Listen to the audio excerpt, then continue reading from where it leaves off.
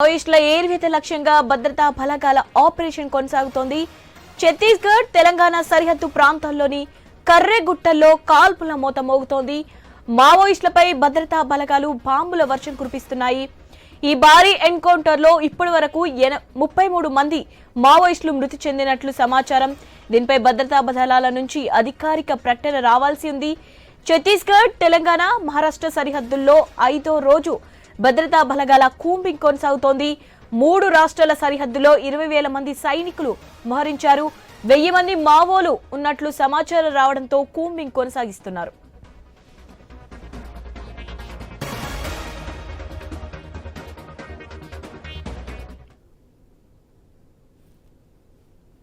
Right, దీనిపై మరిన్ని updates మా ప్రతినిధి నవీన్ అందిస్తారు. నవీన్, అప్డేట్స్ ఏంటి?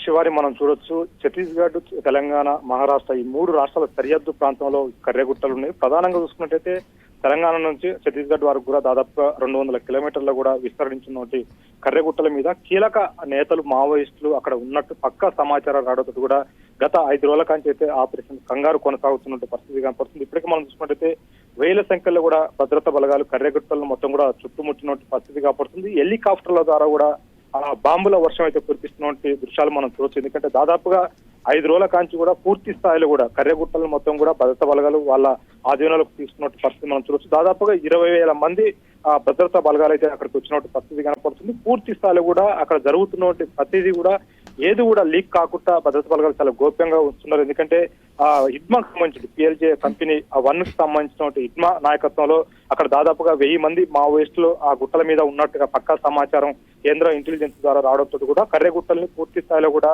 ఆ ఛత్తీస్గఢ్ తో పాటు తెలంగాణలో ఉన్నటువంటి సిఆర్పిఎఫ్ ఇది కేంద్ర బలగాలతో పాటు ఆయా రాష్ట్రాలకు సంబంధించినటువంటి బలగాలు కూడా ఆ ప్రాంతాన్ని మొత్తం కూడా చుట్టుముట్టినటువంటి పరిస్థితి మనం చూడొచ్చు. అయితే ప్రస్తుతానికి మనం ఐన్యూస్ స్క్రీన్ మీద ఎక్స్క్లూజివ్ విజువల్ చూడొచ్చు. ఆ కర్రెగుట్టలు ఎక్కుతున్నటువంటి భద్రతా బలగాలు ఆ పూర్తి స్థాయి కూడా పైనుంచి హెలికాప్టర్ ద్వారా బాంబులు వేసిన తర్వాత ఆ ప్రాంతానికి మళ్ళీ చేరుకునే విధంగా కదా ఆ మొత్తం కూడా కర్రెగుట్టలను ఎక్కుకుంటూ భద్రతా బలగాలు ఎక్కుతున్నట్టు విజువల్ మనం ఐన్యూస్ లో ఎక్స్క్లూజివ్ గా చూడొచ్చు. కొద్దిసేపటి క్రితమే ఐన్యూస్ కి అందినట్టు పరిస్థితి కనపడుతుంది. ఈ కర్రెగుట్టలను మొత్తం కూడా ఈ విధంగా ఎక్కుకుంటూ వాళ్ళు పైకి వెళ్తారు. ఎందుకంటే పూర్తిగా మావోయిస్ట్ ఒక సేఫ్ జోన్ గా పైన ఉంటారు. ఎందుకంటే వీళ్ళు ఎక్కడమే చాలా అతి కష్టం మీద కర్రెగుట్టలు ఎక్కుతున్నట్టు పరిస్థితి కనపడుతుంది. అయితే ముందుగా వీళ్ళు ఎక్కాలంటే ఆ హెలిఫ్యాన్ల ద్వారా, డ్రోన్ కెమెరాల ద్వారా పూర్తి స్థాయిలో కూడా క్లియరెన్స్ అంటే కర్రెగుట్టల ప్రాంతంలో 1 కిలోమీటర్ దూరంలో మొత్తం కూడా క్లియరెన్స్ తీసుకొని అక్కడ కొన్ని బాంబులు వదిలిన తర్వాత అక్కడ క్లియరెన్స్ అయిపోయిన తర్వాత కర్రెగుట్టల్ని భద్రతా బలగాలు అయితే ఎక్కుతున్నట్టు పరిస్థితి కనపడుతుంది. ఇప్పటి వరకు జరుగుతున్నటువంటి ఆపరేషన్ లో దాదాపుగా 10ల సంఖ్యలో కూడా మావోయిస్టులు చనిపోయినట్టుగా అయితే తెలుస్తుంది. దాదాపుగా 40 మంది పైనే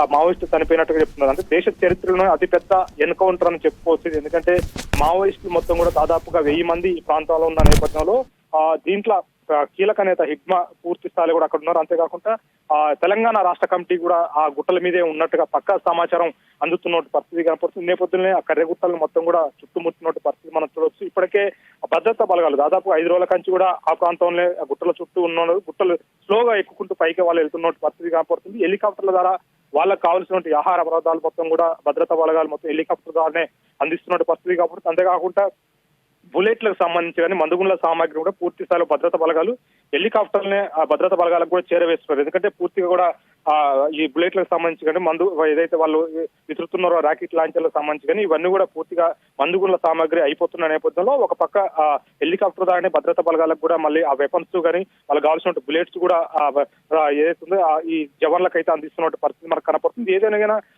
అక్కడ మొత్తం కూడా ఒక టెన్షన్ వాతావరణం ఉందని చెప్పుకోవచ్చు. ఎందుకంటే పూర్తి స్థాయి కూడా దేశ చరిత్రలో అతిపెద్ద ఎన్కౌంటర్ అని చెప్పుకోవచ్చు. మావోయిస్టులు ఎక్కువ శాతం కూడా ఈ గుట్ట మీదే ఉన్నారు. సో వీళ్ళని కనుక హతమారిస్తే ఆల్మోస్ట్ గా మావోయిస్టుల ఉద్యమం అనేది ఆ ఛత్తీస్గఢ్ రాష్ట్రంలో ఉండదు. అదే కాకుండా తెలంగాణకు సంబంధించి తెలంగాణ కమిటీ కూడా అక్కడే ఉన్నట్టు పరిస్థితి కాబట్టి వీళ్ళందరే మహారాష్ట్రతో పాటు ఛత్తీస్గఢ్ అదేవిధంగా తెలంగాణ వైపు అంటే ఈ 3 రాష్ట్రాలను ఎక్కువ కూడా వాళ్ళే చొచ్చుకుపోయే ప్రయత్నం చేస్తున్నారు. ఈ 1000 మంది మాత్రమే అక్కడ ఉన్నారు. దీనికి PLJ company 1 battalion 1 commander Hidma నాయకత్వంలో ఆ ప్రాంతంలో ఉన్నట్టుగా తెలుస్తుంది. అయితే ఒక పక్క మావోయిస్టులు కూడా దాడి చేస్తున్నారు. కానీ ఎంత చేసినా కానీ దాదాపుగా వీళ్ళు 20,000 మంది ఉన్నారు భద్రతా బలగాలు, మావోయిస్టులు మాత్రం 1000 మందే ఉన్నారు. అంతేకాకుండా మందుగుండ్ల సామాగ్రి చాలా తక్కువ ఉంటుంది వాళ్ళకి. ఎందుకంటే ముందుగానే అక్కడ తీసుకెళ్లి పెట్టుకున్న ఎందుకంటే యుద్ధం చేయాలంటే ఖచ్చితంగా 20,000 మంది 1000 మంది యుద్ధం ఏం చేయలేరు. వాళ్ళకు ఉన్నటువంటి ఆ మందుగుల సామాగ్రి కూడా చాలా తక్కువ. దాన్ని పొదుపు చేసుకుంటూ కూడా ఈ కాల్పులు అయితే కొనసాగుతున్నట్టు పరిస్థితి కాపడుతుంది. పూర్తి స్థాయిలో కూడా కర్రెగుట్టల వద్ద అయితే ఒక టెన్షన్ వాతావరణం అయితే నెలకొన్నటువంటి పరిస్థితి కాపడుతుంది. అయితే ఉదయం నుంచి వస్తున్నటువంటి వార్తల నేపథ్యంలో దాదాపుగా 10ల సంఖ్యలో కూడా అక్కడ మావోయిస్టు చనిపోయారు. PLJ కంపెనీ 1కి సంబంధించినటువంటి మావోయిస్టు దాదాపుగా 40 మంది పైన కూడా చనిపోయారని చెప్పేసి కూడా చెప్తున్నారు. ఇంకా భద్రతా బలగాలు మాత్రం ఎవరిని కూడా ఎవరు చనిపోయారు ఏంటనేది కూడా ఇంకా వెల్లడించట్లేదు. దాదాపుగా 5 రోజుల కాంచి కూడా ఈ కాల్పులు కొనసాగుతున్నాయి. మందుగుండ్లకు సంబంధించిన పూర్తి స్థాయిలో కూడా అక్కడికి వాళ్ళు డంపింగ్ కూడా చేసుకుంటున్నారు. భారీ ఎత్తున కూడా కాల్పుల శబ్దం వినపడుతుంది. బ్లాస్టింగ్ సంబంధించిన శబ్దాలు కూడా వినపడుతున్నాయి. చుట్టుపక్కల గ్రామస్తులు అయితే చెప్తున్నారు. ఇంకెంతమంది చనిపోయారు ఏంటనేది మాత్రం ఇప్పటికి కూడా ఛత్తీస్గఢ్ కానీ తెలంగాణ సంబంధించిన భద్రతా బలగాలు ఎవరు కూడా వెల్లడించినట్టు పరిస్థితి కనపడతా ఉంది.